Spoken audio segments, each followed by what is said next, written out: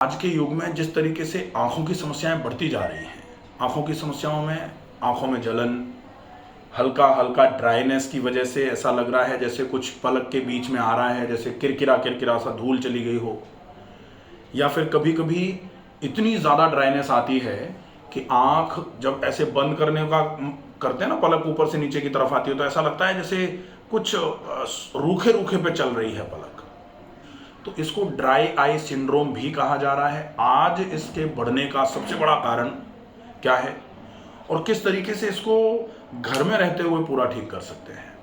लेकिन ठीक करने के लिए रूटीन से सुधारने पड़ेंगे। ठीक करने के लिए नुस्खे थोड़े बहुत समय के लिए काम में आते हैं, लेकिन परमानेंट ये ठीक बना रहे, इससे कोई समस्या नहीं आए कभी, इसके लिए पूरे रूटीन को सुधारना पड़ेगा।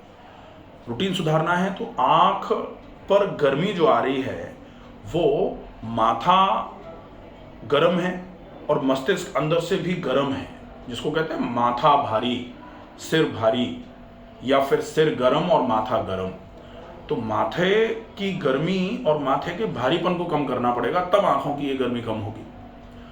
और माथे की गर्मी को कम करने के लिए आंतों की गर्मी कम करनी पड़ती है।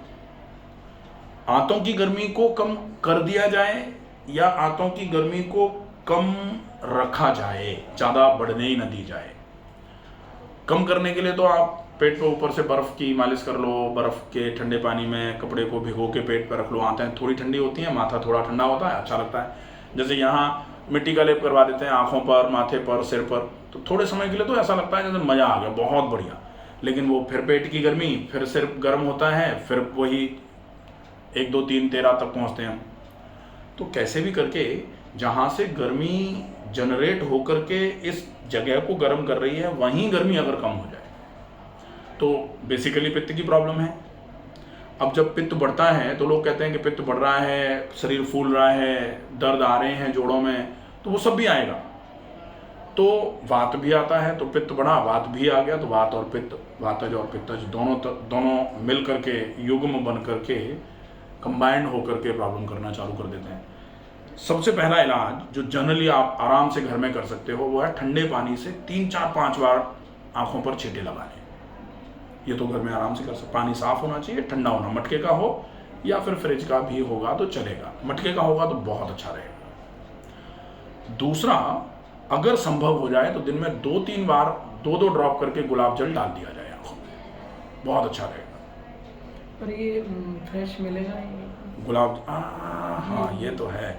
गुलाब जल आजकल क्या है, गुलाब जल के नाम से एसेंस थोड़ा पानी में मिला के भेज दे रहे हैं लोग। ये तो अपने को देखना पड़ेगा कि फ्रेश कहाँ मिलेगा। तो फ्रेश आप अभी के लिए तो आप हमारे यहाँ से ले लो, ठीक है, पानी ही बढ़िया। बेस्ट है। पानी तो सबसे बढ़िया है। आइस पीस को कपड़े में रख के करना, वो अब उसी पे आ रहे हैं, या तो ऐसे पानी या फिर पानी में कपड़े को भिगो के ऐसे रख दो। अब बिल्कुल आइस या आइस क्यूब को अगर रखेंगे तो वो ठीक नहीं है, तो वो एक्सेस कोल्ड हो जाता है, एक्सट्रीम कोल्ड। तो अपने को एक्सट्रीम कोल्ड एप्लीकेशन नहीं का, वो वैसोकंस्ट्रिक्शन कराता है। कोल्ड मतलब कोल्ड, तो ठंडे पानी में या फिर बर्फ का पानी जो है ना, उस बर्फ के पानी में कपड़े को भिगो लो, थोड़ा निचोड़ा रख लिया, वो आप 5 7 मिनट के लिए दिन में 2 बार ये करो। रात को सोने के पहले तो एक बार ज़रूर करो। जैसे आप चेयर पे बैठे हो, आपका लंच हो रहा है, तो अब पूरे दिन आपको पेपर पढ़ने हैं या कोई डिसीजन देना है, कुछ करना है, तो आप थोड़ी देर के लिए भी, अगर जैसे जब भी रेस्ट होता है, थोड़ी देर 1 मिनट के लिए भी अगर गीला कपड़ा आंखों में रख के थोड़ी देर के लिए रिलैक्स करके जब वापस खड़े होकर अपना काम करोगे, फ्रेश लगेगा, बहुत अच्छा लगेगा। फिर दिन में 2 बार आंखों में घी लगा दो, जैसे काजल लगाया जाता था वैसे ही आंखों में घी लगा। ये बहुत बढ़ती हुई प्रॉब्लम है। आज हर 10 में से तीसरे 3 या 4 लोगों को ये प्रॉब्लम हो रही है कि आंखें सूखी सूखी लगती हैं, आंखें रूखी रूखी सी लगती हैं। अब आंखों में रूखापन तो है ही, अब जीभ या मुंह पूरा रूखा है, गला रूखा रह रहा है, हथेलियां रूखी हैं, बाल रूखे हो रहे हैं, वो वात की प्रकृति है। तो वात वृद्धो रूक्षता, वात बढ़ेगा, रूखापन बढ़ेगा ही। तो ये तो हो गया स्पेसिफिक ट्रीटमेंट, आंखों के लेवल पर ट्रीटमेंट। अब वात की वजह से चालू हुआ है तो वात का ट्रीटमेंट। वात का ट्रीटमेंट मतलब आमाशय का ट्रीटमेंट। आमाशय का ट्रीटमेंट, क्योंकि वात का मुख्य स्थान तो आमाशय ही, आमाशय से ही बनना चालू होता है। तो अब आमाशय का ट्रीटमेंट कैसे करोगे? अब आमाशय का ट्रीटमेंट वो चीख चीख के अपन अपने को पेट भी कह रहा है कि देखो हम बहुत ट्रबल में हैं, हम बहुत परेशान हो रहे हैं, कैसे भी करके हमको बचाओ, और अपने तक आवाज़ भी आ रही है और फिर भी हम नहीं सुने उसकी, तो फिर वो बुरा मानेगा कि हमने देखो तुमसे कहा था, तुमने हमको नहीं बचाया, अब तुम पढ़ना कभी फंदे में, हम देख लेंगे।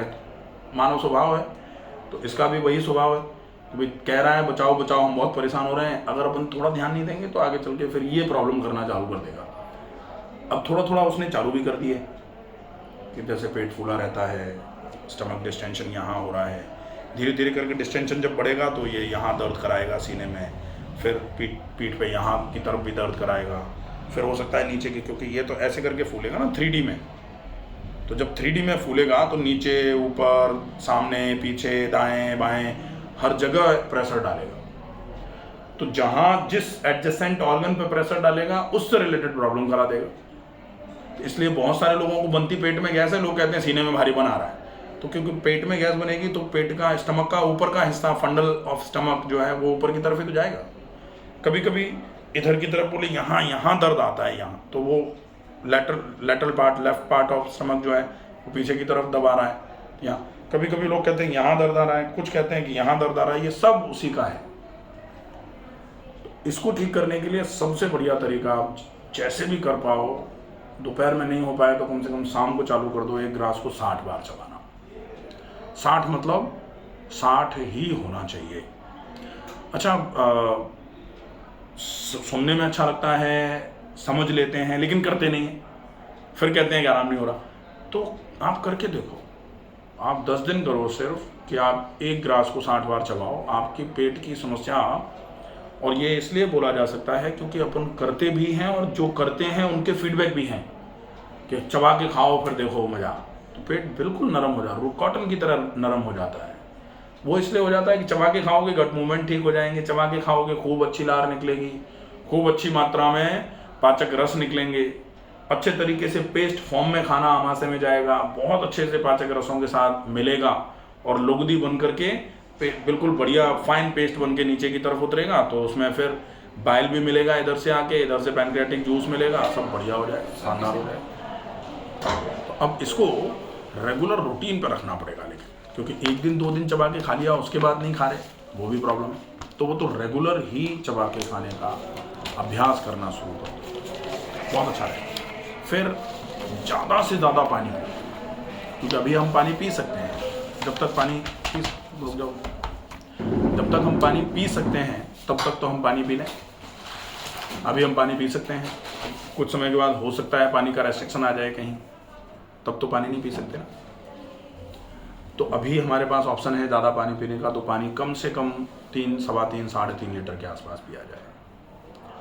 फिर कोशिश करो थोड़ा सा प्राणायाम ज़रूर नियमों में शामिल कर दिया जाए, रूटीन में शामिल कर दिया जाए, बहुत बढ़िया रहेगा। और जो आपने एक्सरसाइजेस सीखी हैं घुटने की, कमर की, वो एक्सरसाइजेस रेगुलर करो अच्छे तरीके से। अगर रेगुलर स्पेसिफिक बोल रहे हैं, वो कमर की एक्सरसाइजेस 4 और हैं, जैसे घुटने की आपने सीख ली है, अब कमर की आपको एक बार और बता देते हैं, तो 4 वो एक्सरसाइजेस भी आप चालू कर दो। तो ये एक ओवरऑल पूरा पैकेज हो जाएगा कि पैर में भी आराम, कमर में भी आराम, पेट में भी आराम, आंखों में भी आराम, सब में आराम हो जाएगा, बढ़िया रहेगा। ठीक है, और कोई दिक्कत लगेगी तो फिर मुझे बताएंगे।